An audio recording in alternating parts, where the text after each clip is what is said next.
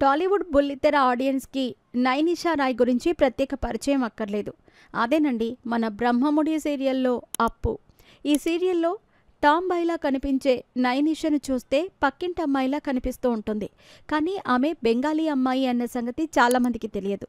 తెలుగులో 'బ్రహ్మముడి'తో సహా ఇప్పటివరకు ఎన్నో సీరియల్స్ చేసింది నైనిషా.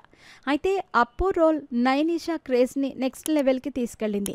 ఈ సీరియల్‌లో మొదట రౌడీ బేబీలా కనిపించిన నైనిషా తర్వాత పోలీస్ అయిపోయి ఆడియన్స్‌కి ఊహించని సర్ప్రైజ్ ఇచ్చింది.